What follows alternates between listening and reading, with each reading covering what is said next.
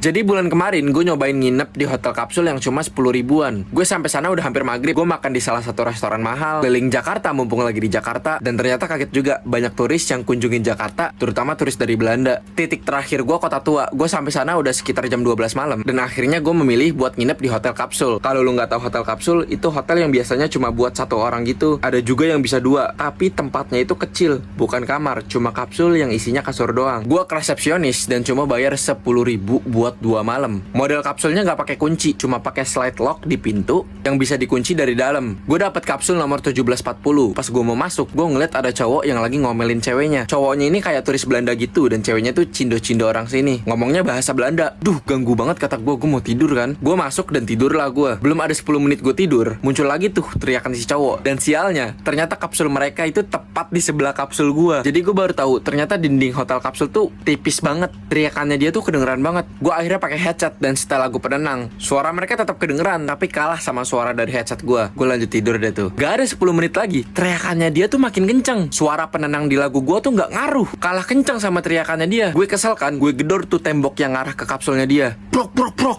Woi, lo bisa diam gak sih? Dan itu titik pertama penyesalan gue, karena dia ngegedor tembok kapsul gue balik. Dan gedornya tuh kenceng banget, sampai seisi kapsul gue tuh bergetar. Dia gedor sambil teriak, makin lama makin kenceng, sampai tembok di kapsul gue tuh bengkok. Jujur gue takut sih, karena kalau gue sampai ribut fisik sama dia, gue pasti kalah, karena tipikal bule tuh badannya tinggi. Tapi gue gak tahan sama gedorannya. Akhirnya gue keluar dan gue samperin kapsulnya dia. Tiba-tiba gedoran dan teriakannya itu berhenti. Pas gue deketin pintunya, gue ngeliat di gagang pintunya ada warna hijau. Artinya itu gak dikunci, dan kapsul itu kosong, gak ada orangnya. Hah, yang bener aja gue bilang. Gue kebanyakan nonton film horor kali. Gue beraniin diri buat buka itu kapsulnya. Pas gue buka, gue kaget. Ternyata emang beneran kosong dan gelap, gak ada yang ngisi di dalamnya. Gue merinding. Gue gak berani lagi deh tuh masuk ke kapsul gue. Akhirnya gue tidur di sofa lobby hotel. Besoknya gue lanjut keliling Jakarta tuh, dan gue memutuskan untuk pindah hotel dan gak tidur di sana lagi. Akhirnya sekitar jam 8 malaman, gue balik lagi ke hotel kapsul itu buat check out. Dan ketika sampai di depan hotel itu, kagetnya gue, hotel yang tadi malam gue tempatin berubah jadi bangunan tua warna merah yang disegel polisi karena lagi direnovasi. Gue nanya ke petugas di sekitar sana, hotel kapsul itu di mana? Dan katanya nggak pernah ada hotel kapsul di daerah sini. Lah,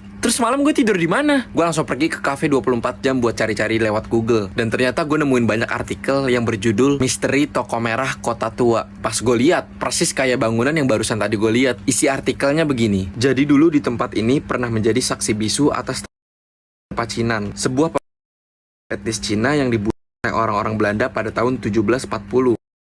Membunuh lebih dari 10.000 orang Cina. Dan gue baru tersadar, ternyata 10.000 itu bukan harganya, dan 1740 bukanlah nomor kapsulnya.